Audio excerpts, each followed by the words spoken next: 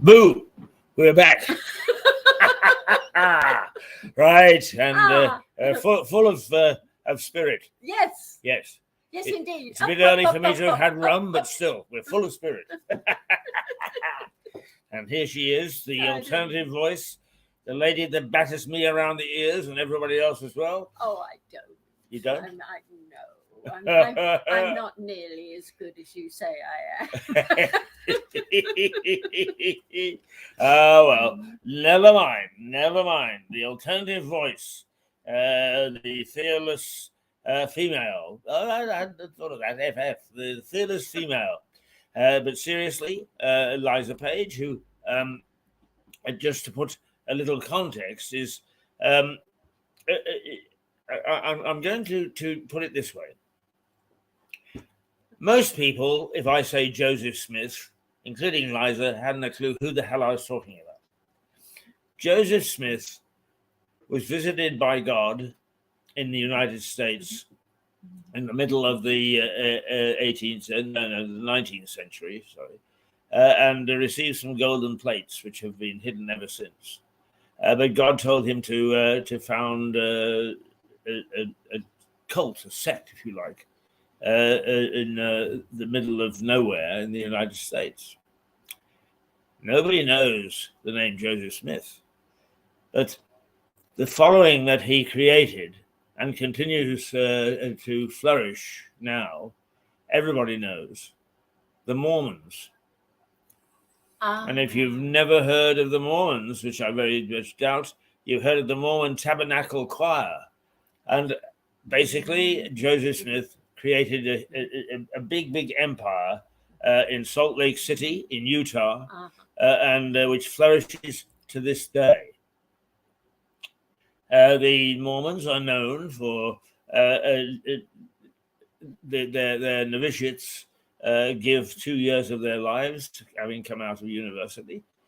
And Salt Lake now has a very fine and recognized university for the young people who belong to the Mormons.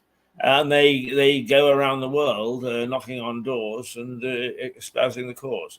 The reason I actually am talking about Joseph Smith is because the origins of David Icke, a name that many people will sneer at, a name that many people will rebuff, a name that many people will say, and many more, because we move on in life and the generations change and say, who the hell are they talking about? But the story is very similar. And you outlined the story of David Icke last week. Yes, and in fact, you are something of a devotee. Very much so, yes. And you think that he is a man of our time, even though he was sneered at and laughed at for a good many years, up until quite recently. Yes. So why is there a resurgence in the support for David Icke? Well, I think the resurgence is because I buy so many books and give them to people. No, I'm joking now, of course. And David does mention the Mormons in his books. Condemnation without investigation is the height of ignorance. And that applied to David Icke for a long time. People just laughed and didn't bother to read about him or listen to him. Now, for the tremendous effort over a 30-year period that he has been putting in to life to spread these words, some people are shocked, some people are horrified, but they've all turned out to be true. Yeah. Right over now, 30-year you will happily talk about the New World Order, Yes. and that yes, this stuff is here. one of the things that David Icke and you worry about. Very much and so. The New World Order is, for instance, you would say it raises its head at places like Davos. And for those who don't know what Davos is, it's the World Economic Forum, which takes place in a Swiss village and is locked off the world. The rich and the famous and the wealthy all gather there to discuss their economic strategy as wealthy people. You don't get in if you're poor. The only other people there other than wealthy people are media. And everybody in mainstream media fall over themselves to get to Davos, not because necessarily like what it stands for, but because they're wealthy. Is the food is very good. Yes, yeah, oh yes, yes, indeed, yes. Yeah, right. And the ladies of the night are supposed to be very good too. Oh, really? That accommodate these people. Yes. Oh, well. And I'm just wondering too if they are of age. Well, that we won't know. No. The one thing is that I always thought if I went to Davos that I would take a bottle of champagne to bed, but it appears I could take something more. Well, it would be on offer, but you'd pay for it. I tell you, very, very highly. Regarding, I'm so glad you raised this subject. So glad because somebody summed it up absolutely beautifully. Hitler came at a time of crisis, an economic crisis. He rose out of that crisis. Out of that crisis, he took over the government, the schools, the media, the transport, the medical industry. He took over the science industry, and he promised the people utopia. 1,000-year Reich. That's what he promised. He even promised people he was going to rid the world of pollution. Here we go. He was going to save the animals. He was going to save the trees. This is exactly what Klaus Schwab has done, except he calls it the fourth industrial revolution. Identical. Okay, who's Klaus Schwab? Klaus Schwab is the head of the WEF. Right. And so are all of our governments, members of this dreadful, appalling organization. The World Economic Forum. The World Economic Forum, the right. WEF, yes, run by Klaus Schwab, who is rather ancient now, was a Nazi himself, came from eugenics family, and now they're talking about putting Tony Blair in his place because Schwab is getting a little bit old. So they don't, if he dies, they don't want to be left without a leader. So they're talking about putting Tony Blair. Okay, well that's striking in itself. Exactly. Let's return to that in a moment, if I may, because earlier this week or last week was Holocaust Day. Yes, yes, indeed. And in fact, there was a celebration here in Lewis. Yes. Down at the depot. It's something that should never be forgotten. Absolutely. Tell us what Holocaust Week is about, because actually, Liza is a very well-known interviewer of various people. And one of the interviews that we plan to, she's offered to let us run on this, is an interview with the last surviving Holocaust victim who has died since she interviewed him. And we will listen to that in the not too distant future. Oh, yes. With a great deal of interest. Lovely man, dear Freddie Nola. Freddie Nola. I had the privilege of interviewing him about 6 years ago now. And he died age 100 last year.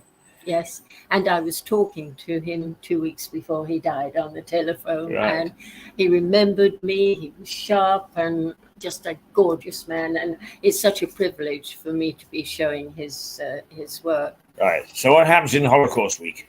Well, it's to be remembered. And down here at the depot, they have one day where they show a lot of Holocaust work, and they have some survivors of the Holocaust. And if they've passed on, then their family, their children will come and talk about it, because it should never, ever be forgotten. And the thing is, terrible atrocity, among others, that happened. But I was born a month before the last World War, you see, so I remember this in detail as a child, and consequently as I grew up.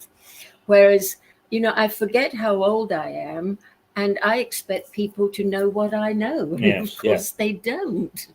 Of course, to Because some they're so extent, much younger. Liza, we do have to be a wee bit careful that it was some years into the war before anybody at all believed that the Holocaust was happening. The Nazis were very good at concealing it. Absolutely, but they were practicing, long before the war started, as you know, Keith, experimenting with destroying people efficiently, and a lot of time they bungled the job.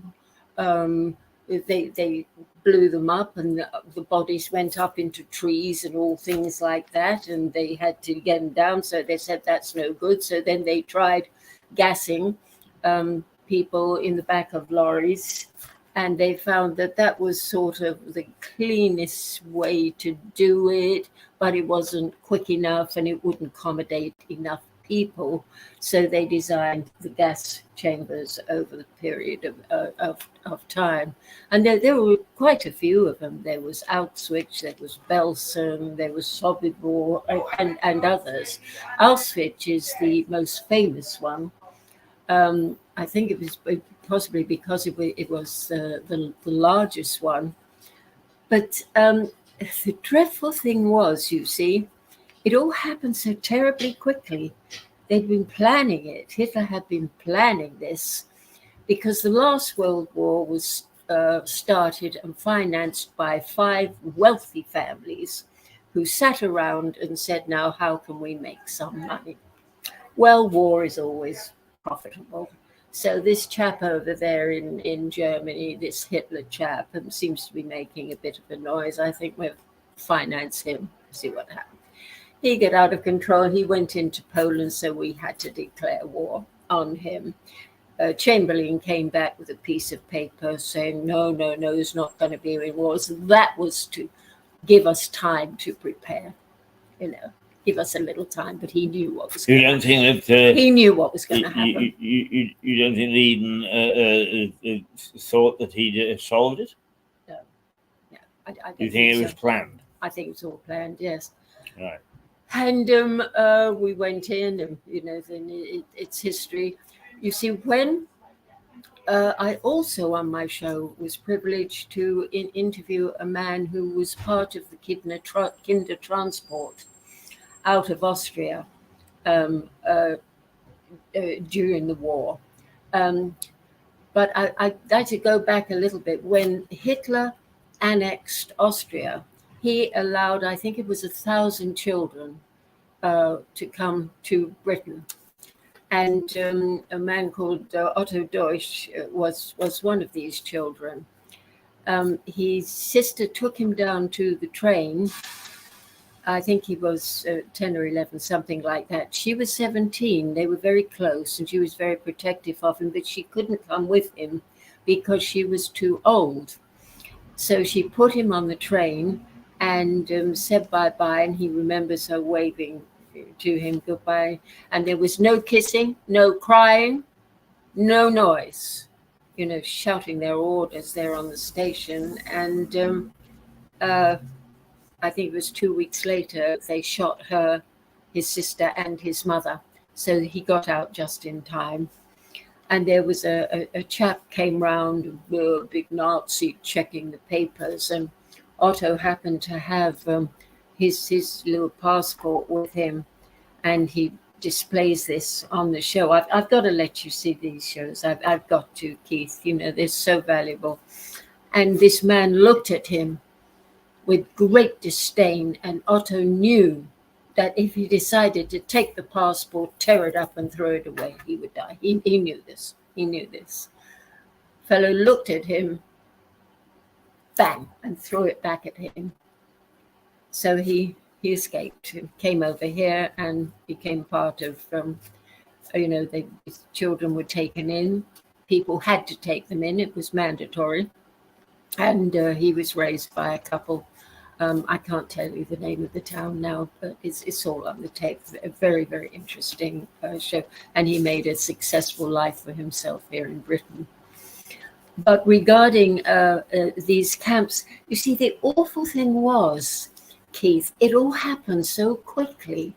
I mean, you would come out in the morning, you would say, "Hi, good morning." And person who you knew, your neighbor, or, very good friends, would jump back. "No, I can't talk to you. Sorry. No, I like you, but I can't talk to you. I can't." And they would run away. And people just didn't understand this until the word got out that the Jewish people had to wear stars, and they were not allowed to be spoken to. They were not allowed, if they were doctors, they were not allowed to practice. Lawyers, nothing like that at all. And they were totally segregated in Austria. And if you didn't get out, then you were sent to the death camps. This is all, been told to me. But the reason what I would like to say is, it wasn't just Jews that Hitler destroyed. It was many, many gypsies and anyone who he didn't like or who said something against him. The gypsies don't seem to come forward and tell enough about their experiences. For what reason, I don't know, because I really badly think they should. But nevertheless, it's primarily focused on Jewish people that were destroyed in these horrendous places. Not to take you down too many different alleys, because you've got so much interesting stuff to talk about today. But I worked in Romania. I lived there for about a year and a half, I think it was. Yes. And I found that people would talk about the gypsies with some disdain. Yes. Still. Yes. Now, I'm talking about only sort of 8 to 10 years ago. Yes, to this day, they are very unpopular. Yeah. Why is that? Because they're nomadic. The Romany gypsies, the pure Roma, apparently live very, very differently. And then you have the other type of gypsies. They think they can live anywhere they want, and they don't have a lot of regard. They say they're very messy, and they leave a lot of garbage behind them when they depart. I don't know too much about the gypsies. It's not a tribe that I would like to join. But then I don't know any tribes that I would like to join. I'm too much of an individualist. But in Romania, one would have thought the Roma would have been held in high regard, wouldn't you? You would have thought so. Yes, you really would have thought so. But I'm very bad. I haven't done enough research on the gypsies. No. I have to be honest. Well, it wasn't a fair question. It was just that you actually raised the fact that Hitler did pick on the gypsies as well, and you're quite right. But the gypsies had to go back at him. Really, they were not easy to take at all. They did have a fight back, and eventually he said, "Look, they're too much trouble. We'll pick them up after we've won the war." Yes, they were noted for having a fight. So they were on notice, but luckily for them, he didn't win the war. Exactly. Okay, back to here. But what sort of now? I hate to use the word celebration, but I use it in the very broadest sense. What celebrations did we have here at the depot? I don't know. I didn't go. The gentleman, I've forgotten his name. Sorry, I'm getting very bad with names, appalling. Must do something about that. The gentleman who puts this on every year apparently was trying to get in touch with me, and he didn't know because he wanted me to show some of my work there and do a talk before. So he's booked his schedule, but he wants me to do it next year. So I'm really looking forward to that. This is an annual event, is it? Yes, it is. So I've missed the boat this year. Is it global? That I don't know, please. I don't know. I don't think so. But I don't know what they're doing down there. But I know they put a lot of time and effort into it. Yes, I mean, in many ways, these sort of things is the reason I ask if it's global is we are quite good in this country at remembering some of these iniquities, and we are very fastidious, and we have organisers who make sure it happens year after year after year. But we do the Poppy Day lest we forget, but we have lest to forget about the Holocaust, really, and there are still some people who deny that it took place. Is that not correct? The deniers, well, come on, they're ridiculous. Absolutely, but they do exist. Ridiculous. Oh yes, they do. Yeah. But they've been challenged, and time and time again. So how can you say that they don't exist? That it didn't exist? For goodness' sake, that is totally ridiculous. I mean, this is, in fact, when I was young, I used to listen to grown-up conversation, and they said just when the war finished, if you went to the cinema, to the pictures, you saw your main film, but then they locked the door and you couldn't get out. They demanded that you sat and saw these Holocaust camps and the ovens and the grotesqueness of it. It was really mandatory that you watch this. And where was this? This was in Britain. In Britain? Yes, right. Yes. Yeah. Yes, you couldn't say, oh, I don't want to see that, or anything like that. No, you watch it and see. Or see what the human race is capable of. And I don't think we've changed a lot, I tell you. No. And now let's get back on track because you have some concerns about our modern society. You talk, read, listen to a number of people, authors, orators, professional communicators, and so on and so forth, which includes very much David Icke, almost David Icke at the center. And what you're doing is you're raising red flags to the rest of us and saying, "Oi, do you know what's going on?" So that's what I'm trying to do. Pick it up there. Yeah. That's what I'm trying to do, Keith, because I'm an old woman and I haven't got that many more years left, if years, none of us know. But I'm quite ancient. I have all this knowledge that I have accumulated over the last 30 years through David Icke and other people and my own experiences. And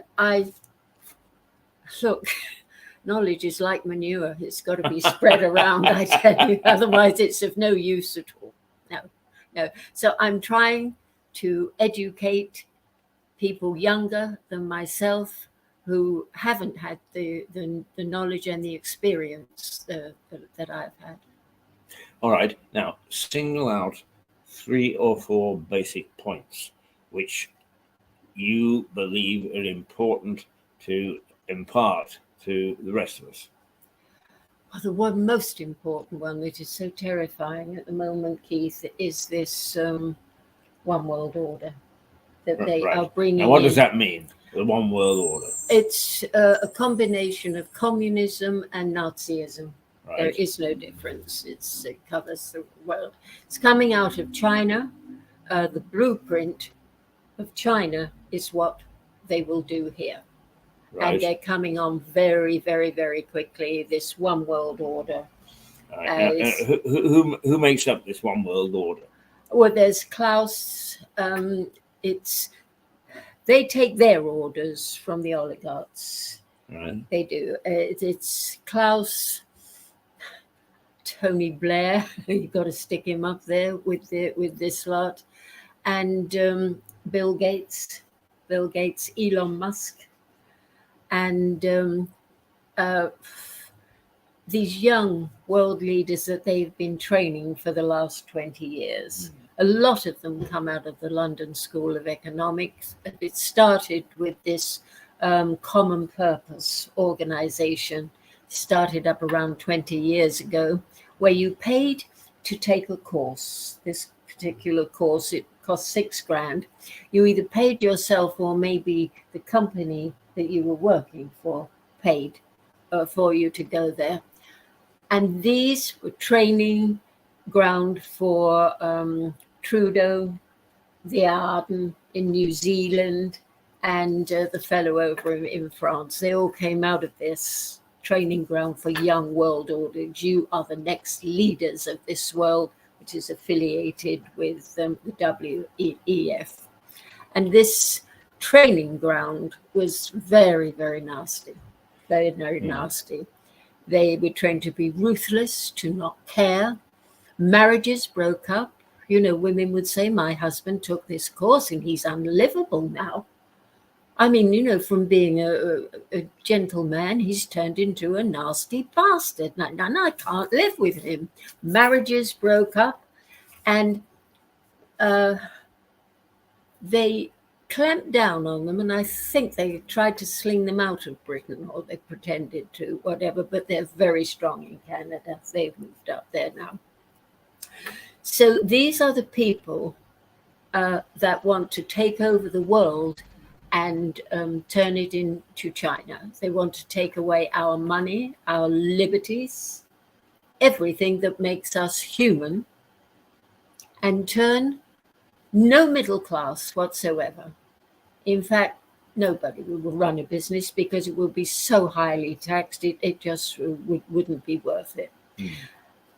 And the cherry on the cake, everybody microchipped and fastened up to these 5G pylons owned by Mr. Musk, which make it very, very easy to manipulate the brain through this radiation and turn us into subservient slaves.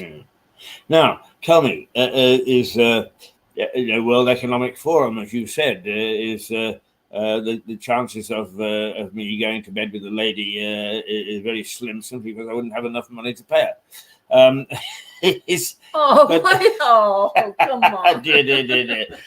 But is the names that you actually conjure up all very wealthy people? Very wealthy. And what I would like to know is, do they become wealthy because they are taken on by this, quote, New World Order, or do wealthy people go to join the New World Order and keep it in the family, as it were? Both. Right. Both. Okay. And some people say it's very possible that these people are seeded, and some of them were raised in very ordinary families. But the top jollies know exactly where they are. It's like, you know, you have a bank and suddenly he's a little clerk and the next minute he's manager. They're all put into key positions where they make a great deal of money and they rise. Yes. Do they know when they first enter the bank that that's what's going to happen to them? I mean, are they told, go and work for the bank, or do they work for the bank and people pick them out and bring them along? They're picked out. Right. Yes. Right. Okay. So if I'd have gone to work for the bank, I mean, I wouldn't have been clever enough to have been picked out, but nonetheless, you don't have to be clever. You do not have to be clever, because most of these people are raving idiots. Tell you. Right. Okay. So what's the criteria? Well, what they would say is you would get to a certain level, and then they would say, we would like you to do this, that, and the other. Well, this sounds a bit dodgy to me. I don't think I want to do that. Well, then, you know, you must leave. By then, you're making an excellent salary. It means your children would have to come out of the private schools that you have provided for them, your whole standard of living would be very, very low. And this is very tempting, what they're offering. And you say, well, if I don't go along with these people, I am totally finished. Or, if you are in a high position too, a lot of these men are taken into the web, and they're taken away for holidays, things like that. They're treated very nicely, and great food, great booze, and then along come the ladies. It's a seduction, or else it's something that you're blacked out with, and they will compromise you on film, maybe with a little child, but totally ruin your reputation and say, now you will do as you're told. Now, I discussed with you some time ago in a different context a movie, and you corrected me because I said that the name of it, the title was The Bell. And you said, in fact, it's the sign of the bell or the sound of the bell. No, you're right. It is. It's just the bell. Yes. Excellent that film. was frightening. That was very frightening. Yes, and that was years and years ago too, wasn't it? It was. Yes. You can imagine. Glenn Ford was the hero, as I recall. Yes, a very, very good film. But they left you sort of with a cliffhanger there, didn't you? Because you didn't know if the boy was going to turn against. Yes. Hollywood does do these films rather well, don't they? But I mean, while that was Hollywood, is what you're saying really is that there is a reality about what's going on with this new world order. Oh, absolutely, absolutely. And I watched a film the other night too, which is true to pattern, called Eyes Wide Shut, with Nicole Kidman and Tom Cruise. Yes. Not a bad combination in terms of talent. Yeah? No, and the director was Stanley Kubrick, highly acclaimed director. Indeed. And the film took a long time to make. They had lots of hitches with it and so forth, and looked like it wasn't going to come out, but then they did release it. But Kubrick was ordered to take out certain cuts from it, some important cuts. He didn't want to do it, but he did it. He died a few months after it was released. And also another fine director was in it. He died pretty much afterwards too. The film was doomed. It was not too good at all, but Eyes Wide Shut, it summed up a lot of that stuff, which the corruption that is going on today, and the children disappearing, thousands of them, millions, this human trafficking is just rife, right? Because it's worth so much money. Now, look, suppose you have a bar of cocaine like this, this size. You can sell that once, right? No. A human being, you can sell over and over and over and over again. It's far more profitable. But I don't think we're ever going to stop this human sacrificing. It's been going on for so many years. Yeah. Now, is the disappearance of young people is of nominal concern to the authorities, and what you're saying is that it's much more widespread than we realize. Oh yes, absolutely. I've got the figures down here. I'm disorganized today. I apologize, but it's in the it's in the millions. It's something I put till the last minute, because I can't even bring myself to do enough research on it, because it's too terrifying for me. And adults find it's dreadful, it's awful, but you have a choice.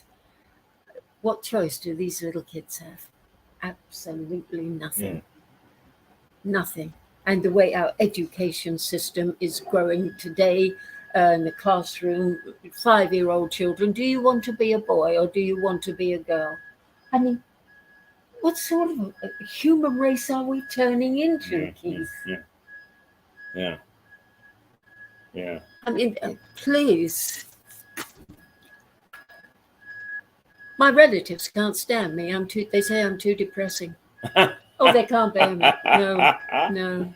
Well, I mean, the fact is, no, they run for their lives when they see me. but actually, that's quite often true of many people, isn't it?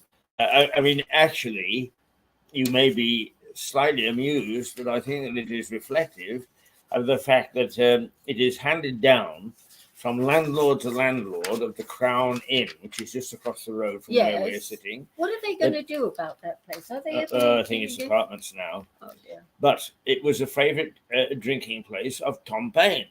Yes. And Tom Paine would go in and he would espouse what in those days were similar to ideas to the ones that you're espousing now. Yes. Is the rights of man. And that was absolute, goodness gracious me, you can't say that sort of thing, but he did. And he was barred from the Crown because he would go in and he would buttonhole anybody who would listen to him. Which is really essential if you're going to get a message across. Absolutely, yeah. And then he would talk to them, but they complained to the hotel owner and said, "We ain't coming here anymore." So he barred Tom and said, "You can't come back in here anymore. You're driving my customers away." But he came over here, and the landlord here said, "You go ahead, my boy." And now there is a plaque. Honouring Tom Paine. But in some ways, I would suggest to you that there is a parallel here, in as much as nobody wants to know when you're coming forward with what I might say are radical ideas, new thoughts about what's happening. Is people run for cover? Yes, they do. Absolutely. And because they think, well, all this. And people say to me, we know what's happening, but it's too late. It's already in place. I said, no, it isn't. There's more of us than there is of them. This requires no violence at all. They're expecting violence. That's why they're bringing in these young Albanian chaps, strong fighting young men that are already trained, so that if we start kicking up a fuss and we're violent, then they will very soon pay to us. But there's so many of us and so few of them. All we have to do is say no. No. That's all. Right now, we should go up there to that BBC that has been, brainwashing the public for so many years, and who is paid for by Bill Gates to give out false information. Go up there and say, sorry, loads of us, out you go, we're taking over here because we don't like the way you're doing things. And that applies to 10 Downing Street too. No, sorry, we don't like it, so we're not having it. That's all. And I mean, just the force of numbers. Yes. Okay. Well, now remember that many people watching you will not have the in-depth knowledge or be that familiar with what you're talking about. So when you say no, give us a couple of examples of the things we should be saying no to. Well, immediately they are chopping up Oxfordshire into these compartments where they're calling them 15-minute towns, where they say you will have everything within a 15-minute radius. So you don't have to go out of town. But suppose I want to go out of town, see someone or do something. Well, then if you have a car, then you have to register it and tell us where you're going. And you can only go, you will be allowed 100 hours a year out of the vicinity. And if you spend longer than an hour, then you will be charged £70 and will be on a point system. That's only if you've got a car. Yes. Yeah. Now, if you haven't got a car... If I get onto a train and move out, I'm not restricted. No, you're not restricted because They want to cut down on transport. Well, you've got to walk there. We're supposed to be in a wheelchair or something, They're Right. dependent on someone to take you, and that person's got to walk with you. Yeah. Now, once again, you're presupposing that people know what you're talking about. Is what's happening in Oxford? Well, they are bringing in this chop up thing, and the people are rallying up against it. They're finding it difficult. Whether you say chop up, what exactly do you mean? Well, divide it up into a radius of 15 minutes. Right. They say, well, you don't have to leave this radius because there's everything here. There's a shop for you to do your grocery. There's a dentist. There's a doctor. So you don't have to come out of this vicinity. This is nothing more than a camp. A camp. That's all it is.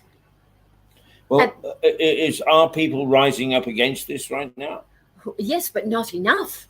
Not enough. Well, what's happening with those that are? That are? Yeah. Well, they're doing the best they can. They're just turning around and saying, well, give me an example. We don't care. It's going to happen anyway, they say. Yeah. Yes. Okay. But give me an example of where people are kicking against this sort of, and I agree with you, it's authoritarianism. In Oxford, they are rising against it. Have there been any sort of mini riots or anything of that sort? No, just that, anger. Right. And how's that anger manifesting itself? We're not having it. Because when was it? Last year? I lose track of time. Year before last, there were a lot of demonstrations in London. Started off just a couple of hundred, and then it worked into millions. David Icke's lot, they were rebelling against these injections, the passports that they wanted to bring in, and they made a hell of a lot of noise. The BBC said there were several people demonstrating. There were millions there, but BBC didn't give it anything at all, and neither did Talk Radio or Peter Hitchin. But these people made such an impression. Now, Johnson would have been delighted if he could have shut down that Christmas, but he didn't fancy the people rebelling again the way they were.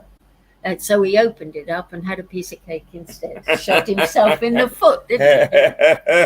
It certainly has. There's another investigation starting today into the way that I think that he funded his defence, and apparently he used government money. Well, that's the charge. I'm getting a bit fed up of everybody trotting everything out against Boris. It's not that I don't think that he wasn't a naughty boy, but I'm getting bored with it. When on the one hand, I go to a supermarket and I have to pay 3 times more for my sausage, and somebody is worrying about whether Boris had a Christmas cake at his party. But because they're uninformed, you see. You see, anybody who is informed, like myself, right, and I'm not the only one on the planet that does a bit of reading. There are people like me out there doing what I'm trying to do. Right. And there are so many whistleblowers now, too, very, very brave people that have said, screw the job, screw this, I'm going to come on and tell the truth. But they're on the banned channels.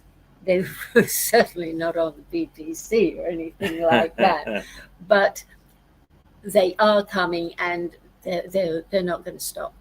They're not going to stop. So, I'm pushing and pushing with this, but there are magnificent people out there trying to do the same thing that I'm trying to do. Right.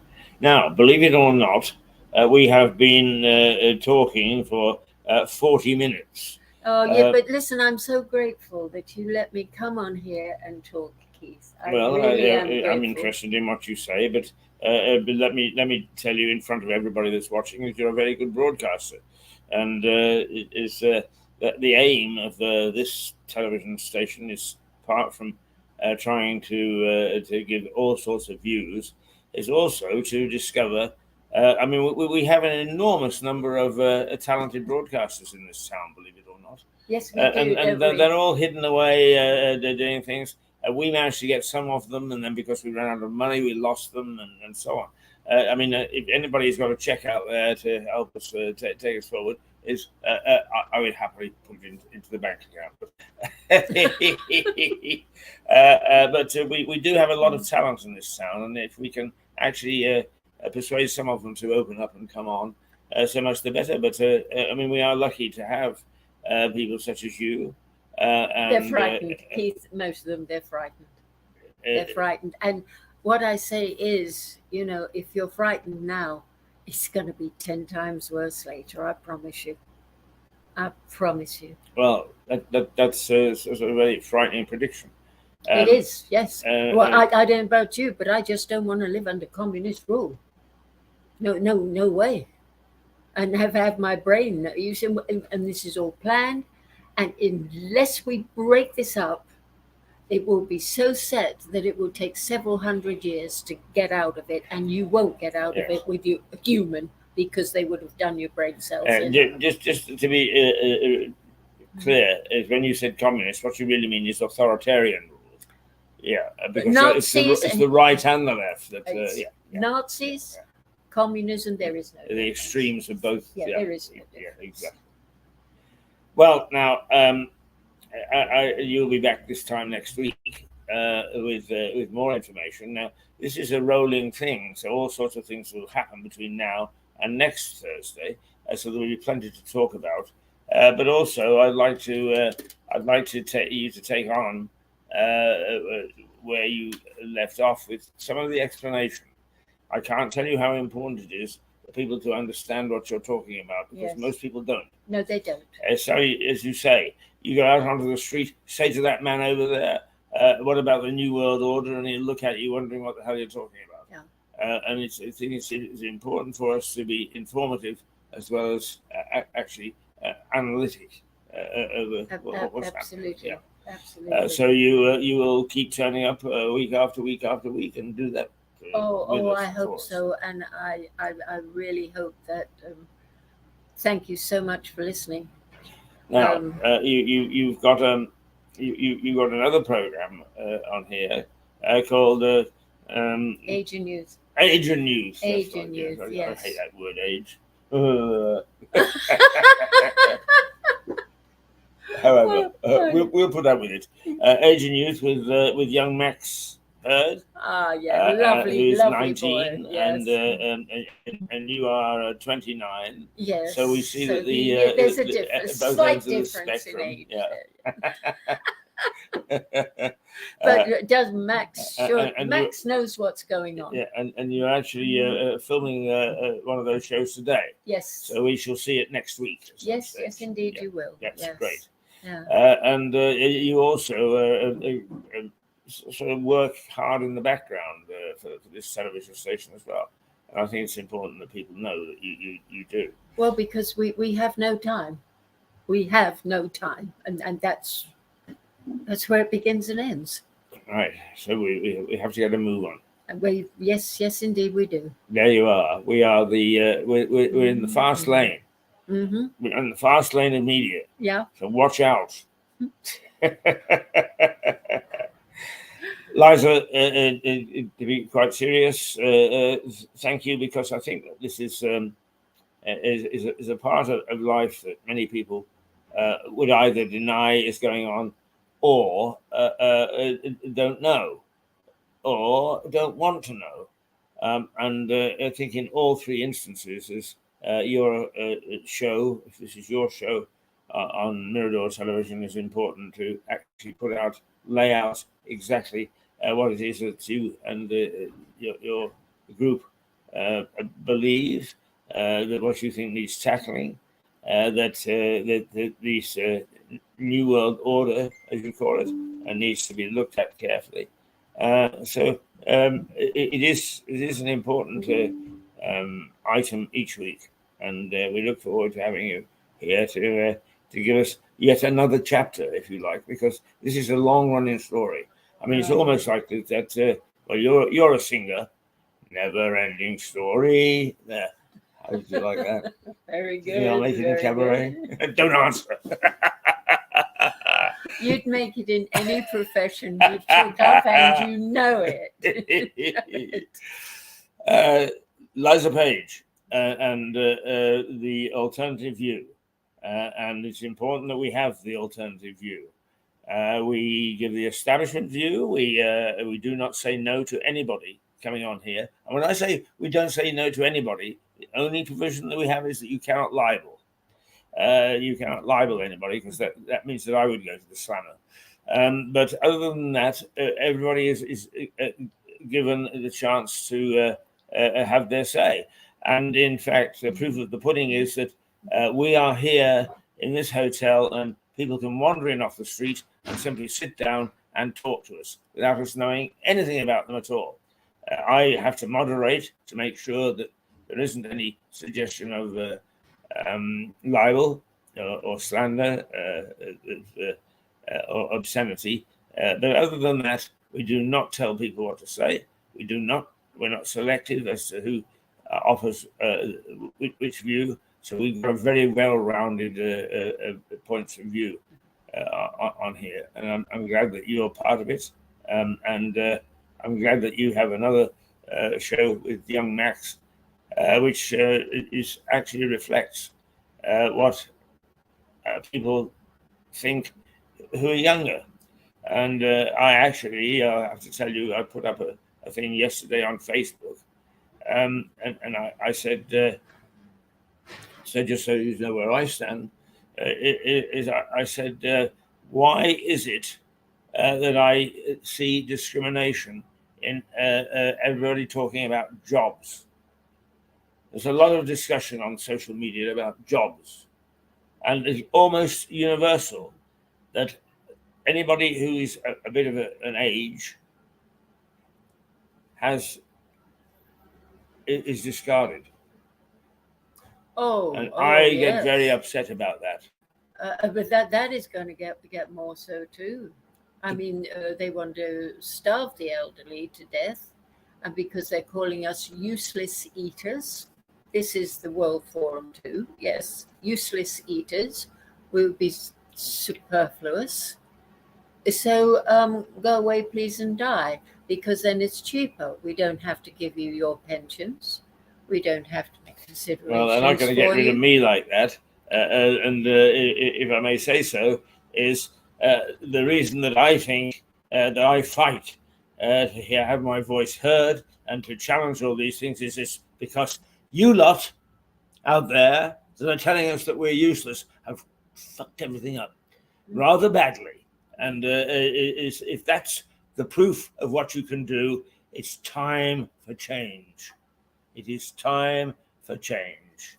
And the one thing that I suspect that these are people that you and David Icke would disapprove of is they hate reform, they hate new thinking, they hate to accept that some of us have got the experience which they don't have. We'll leave it there. Exactly. Until next week. Exactly. I mean, this is, the elderly, come on, we got to get in there and fight, and not say, oh, well, look, we just see what happens. Maybe this new government will be better. Don't let them fool you, darling. They are all exactly the same. These people are evil personified. Wow. And there is no other way of describing them. It's fighting stuff. Thank you, Keith. Say toodle pip. Bye. Toodaloo. Toodle pip. We'll see you tomorrow morning. Yes. For the end of the week. And thanks for being with us. Incidentally, we have had some new figures in to show that there is a tremendous surge in viewership for this small television station. And we are delighted that we're getting to so many of you. It came as a bit of a surprise because sometimes we sit here and we have no idea how many are watching. Well, it is more and more and more and more of you. The increase is very noticeable.